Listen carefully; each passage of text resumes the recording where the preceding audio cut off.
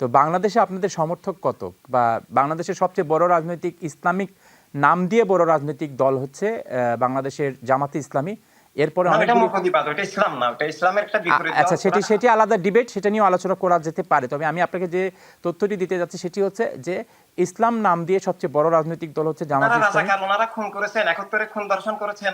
এবার ওনারা 5ই আগস্ট 3200 পুলিশকে জবাই করেছেন। খুনিকে ইসলাম বলা, মুসলিম বলা, এটা ইসলাম অস্বীকার হয়ে যায়। আচ্ছা, আপনাদের সমর্থক কত বাংলাদেশে? কয় হাজার, কয় লাখ? আমাদের সমর্থক কোটি কোটি। আমাদের সমর্থক মানবতাকে সমর্থন করেন, মানবতা রাজনীতি, মানবতা রাষ্ট্র চান, সেটা কোটি কোটি এর ভাই বোন আপনারা সারা কোনো ওয়ার্ল্ডে আছে। নির্বাচনে, আপনারা কি 2024-এর নির্বাচনে কি আপনারা অংশগ্রহণ করেছিলেন? করি নাই, কারণ সেই নির্বাচনটা ছিল গণতন্ত্র হত্যা প্রহসন, সেটা একটা সাজানো পাতানো নির্বাচন। আমরা অবৈধ সরকার প্রতিষ্ঠা হওয়ার জন্য কখনো সহযোগী হব না, তাই আমরা হই নাই। আমরা সেটার বিরুদ্ধে হাইকোর্ট সুপ্রিম কোর্টে রিট করেছি, সেটার বিরুদ্ধে আমরা প্রতিবাদ করেছি। তাই আমরা কোন রকমের প্রহসনের নির্বাচন, গণতন্ত্র হত্যা নির্বাচন আমরা যাব না। গণতন্ত্রকে আমরা সমর্থন করি একটা প্রক্রিয়া হিসেবে, কিন্তু এটা আলটিমেটলি এটা মানবাধিকার নিশ্চিত করে না। আচ্ছা, তো 2024-এর নির্বাচনে আপনারা যেহেতু অংশগ্রহণ করেননি, তার মানে হচ্ছে এর আগেও আপনারা এর কোনো নির্বাচনে অংশগ্রহণ করেননি, কিংবা আপনাদের কোনো সমর্থক আপনাদের পক্ষে, দলের পক্ষে, কোনো জোটের পক্ষে কি আপনাদের কেউ নির্বাচন করেছেন এর আগে? আমরা অন্য অন্য রাজনৈতিক দলকে রাজনীতি হিসেবে স্বীকার করি না, কারণ তারা রাজনৈতিক দল আর দলের পার্থক্য আছে। ওনারা দল হইতে পারেন, ওনারা সব মানুষের প্রতিনিধিত্ব করেন না। ওনাদের নীতিগুলো দস্যুনীতি, রাষ্ট্রকে এক গোষ্ঠীর জবরদখল করা। তাই আমরা ওনাদেরকে রাজনৈতিক দল হিসাবে স্বীকার করি না, রাজনীতি হিসাবে স্বীকার করি না, মানবতা বিরোধী অপরাধ মনে করি। ধর্মের নামে এবং জাতীয়তাবাদের নামে দলগুলোকে রাজনৈতিক দল দাবিদারকে, তাই আমরা তাদের সাথে জোট হওয়ার প্রশ্নই আসে না। সত্য মিথ্যা দল জোট হয় না, গৃহস্থ আর চোরের দল কোনো জোট হইতে পারে না। আপনারা যেহেতু মানে সবার জন্য সমতা, এখানে লিঙ্গভিত্তিক, জাতিভিত্তিক কিংবা গোত্রভিত্তিক কোনো পার্থক্য আপনারা স্বীকার করেন না, কিংবা আপনারা মনে করেন না এগুলি থাকা উচিত, আপনারা মানবতাকে আপনাদের মূল জি জি উপলক্ষ করে আপনাদের রাজনীতি করতে চান। এখন আপনাদের দলে নারীদের অংশগ্রহণ কেমন? আমাদের লক্ষ লক্ষ বোন আছেন, সব নেতৃত্বে আছেন। আমাদের মানে চেয়ারম্যান, উপদেষ্টা চেয়ারম্যান, অনারারি চেয়ারম্যান দুইজনেই মানে আহ, এভাবে ফিমেল। এভাবে আমরা পুরুষ মহিলা চিনি না, আমরা শুধু মানুষ চিনি। আপনাদের উপদেষ্টা চেয়ারম্যান হচ্ছেন দুজনই নারী। জি। আচ্ছা, তো এই উপদেষ্টা চেয়ারম্যান, আপনাদের কাঠামো কি? আপনি হচ্ছেন প্রতিষ্ঠাতা, আপনি কি চেয়ারম্যান, এক্সিকিউটিভ চেয়ারম্যান বা এই ধরনের কিছু? জি। আপনি এক্সিকিউটিভ চেয়ারম্যান, ওকে। তো কখনো কি কোনো এক্সিকিউটিভ চেয়ারম্যান, অর্থাৎ উপদেষ্টা চেয়ারম্যান, তো আর আমরা জানি যে আসলে তাদের তেমন কাজকর্ম থাকার কথা না, দলকে পরিচালনা করার ক্ষেত্রে হয়তো তারা অ্যাডভাইস দিবেন, কিন্তু এক্সিকিউটিভ দিক নির্দেশনামূলক বা নির্দেশ দেওয়ার ক্ষেত্রে বা একটি দল পরিচালনার জন্য যে আপনাদের এক্সিকিউটিভ চেয়ারম্যান বলুন, কিংবা প্রেসিডেন্ট বলুন, বা সেক্রেটারি বলুন, এই যে কাঠামো, এখানে কি আপনারা নারীদেরকে কখনো আনবেন কিনা বা আছেন হ্যাঁ কিনা? আছেন, আমাদের কমিটির মধ্যে অনেক, আমাদের কেন্দ্রীয় কমিটিতে 50 জনের উপরে বোনরা আছেন। ভাইস চেয়ারম্যান থেকে শুরু করে বিভিন্ন পদে আছেন, তারা দায়িত্ব পালন করছেন। আমাদের যে মানে সব সব স্তরে কোন প্রত্যেক জেলাতে, আমাদের আপনাদের বাংলাদেশের কতটি জেলাতে আপনাদের কমিটি আছে? আমাদের সব জেলায় আমাদের কমিটি আছে। কোনো জেলাতে কোনো প্রেসিডেন্ট কিংবা সর্বোচ্চ পদ কোনো নারী আছেন কিনা? হ্যাঁ আছেন। আচ্ছা, আমাদের কথা আমরা আমরা বোন ভাই আসলে কোনো পার্থক্য করি না এখানে।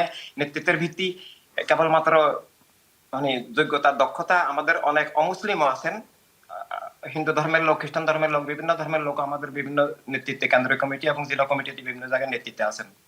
অমুসলিম কেউ কি, এই যে আপনি যে প্রতিষ্ঠাতা কিংবা আপনি যে চেয়ারম্যান, এক্সিকিউটিভ চেয়ারম্যান, অমুসলিম কেউ কি কখনো আপনার দলের এক্সিকিউটিভ চেয়ারম্যান হতে পারবেন কিনা? হ্যাঁ হতে পারেন, তিনি যদি সেভাবে ডেভোটেড হন, উচ্চরিত হন, বুঝেন, লিড দিতে পারেন সারা দুনিয়াকে, সারা দুনিয়ার মানুষকে। যদি উনি শিক্ষক, একজন শিক্ষক শিক্ষা দিবেন, তিনি যদি অঙ্ক বুঝেন অঙ্ক শিক্ষা দিবেন, পদার্থ বিজ্ঞান বুঝলে আমি পদার্থ বিজ্ঞান শিক্ষা দিবেন, অঙ্ক যদি অঙ্ক ডাক্তার হন আমি তিনি অঙ্ক চিকিৎসা করবেন। বিজ্ঞান, আমি অঙ্ক বিজ্ঞান, ইংরেজি, বাংলার কথা বলছি না। আমি বলছি যে আপনাদের যে ইনসানিয়াত যে দল, যেটি এই পারবেন, অবশ্যই পারবেন। এখানে ধর্মের ভিত্তিতে কোনো বিভেদ বৈষম্য নাই।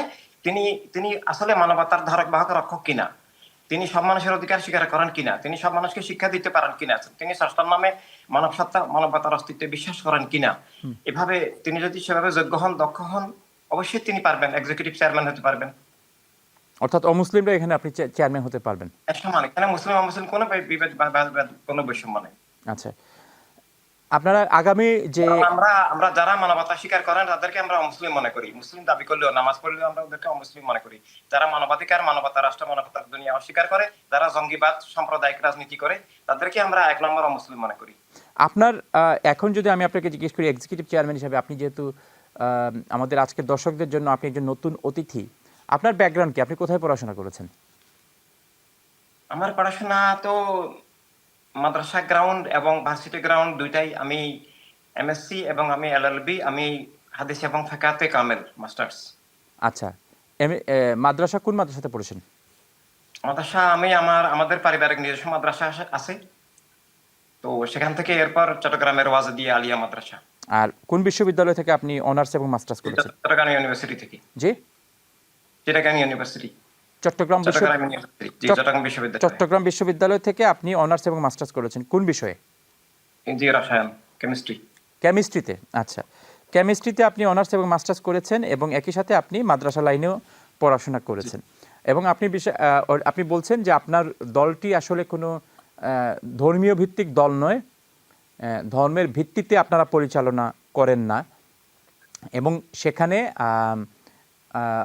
যে কেউই আপনাদের দলে অংশগ্রহণ করতে পারবেন এবং নেতৃত্ব রাখতে পারবেন। এবং নেতৃত্ব। ধর্মের আমরা মূল্যবোধ রক্ষা করি, আমরা মানবতাকে ধর্মের অবিচ্ছেদ্য বিষয় মনে করি। আচ্ছা, এই যে বর্তমানে যে কেয়ারটেকার ইন্টারিম গভর্নমেন্ট এসছেন, তারা বিভিন্নভাবে চেষ্টা করছেন বাংলাদেশের বর্তমান বাস্তবতায় তাদের কার্যক্রম পরিচালনা করার জন্য।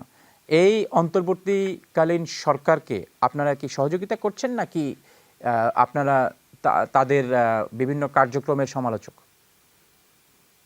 অন্তর্বর্তী সরকার আসার আগে যে আন্দোলন ছিল, যে গণতন্ত্র প্রতিষ্ঠা, স্বৈরতন্ত্র থেকে মুক্ত হওয়া, ভোটাধিকার নিশ্চিত করা, মানে রাজনৈতিক নিপীড়ন থেকে মুক্তি, সেটার জন্য আমরা সবসময় সংগ্রাম করে আসছিলাম এবং এই আন্দোলনে আমরা শরীক ছিলাম। কিন্তু বিগত সরকারের পতনের পর, অন্তর্বর্তী সরকার ক্ষমতায় আসার পর আমরা দেখলাম তারা জঙ্গিবাদের পৃষ্ঠপোষকতা করছেন, রাষ্ট্রীয় প্রশ্রয় দিচ্ছেন, জামাত শিবিরকে প্রশ্রয় দিচ্ছেন, আরো অন্যান্য ধর্মের নামে অধর্ম উগ্রবাদী দলগুলোকে তারা প্রশ্রয় দিচ্ছেন। তারা আমাদের সহযোগিতা নিচ্ছেন না এবং তারা দেশকে অরাজকতার দিকে ঠেলে দিচ্ছেন, খুন খারাপের দিকে ঠেলে দিচ্ছেন। এখন মাজার ভাঙ্গা হচ্ছে, সাংস্কৃতিক অনুষ্ঠানে হামলা হচ্ছে, জননিরাপত্তা নাই, দ্রব্যমূল্যের ঊর্ধ্বগতি, তারা দেশ পরিচালনায় ব্যর্থ। তারা ভবিষ্যতের নির্বাচনের ব্যাপারে আমরা আশঙ্কা করছি যে দেশে যেহেতু সামাজিক নিরাপত্তা নাই, তাই একটা পক্ষপাত করে ওনারা করছেন। এইভাবে তো একটা সুষ্ঠু নির্বাচন আশা করা যায় না, গণতন্ত্রের পুনরুজ্জীবনও আশা করা যায় না। তাই আমরা তাদের নিকট থেকে ভালো কিছু আশা করতে পারছি না।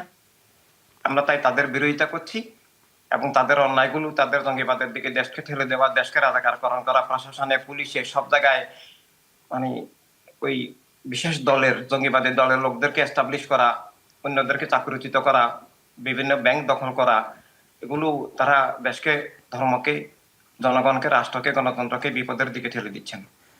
জনাব ইমাম হায়াত, আপনাকে আপনার সময়ের জন্য অসংখ্য ধন্যবাদ এবং আশা করি আমরা ভবিষ্যতে ধন্যবাদ, দর্শকদেরকে অনেক ধন্যবাদ। আসসালামু আলাইকুম। ওয়ালাইকুম সালাম। আশা করি আমরা ভবিষ্যতে আপনার সাথে যোগাযোগ করব এবং আপনাকে আমাদের অনুষ্ঠানে আমরা আশা রাখি।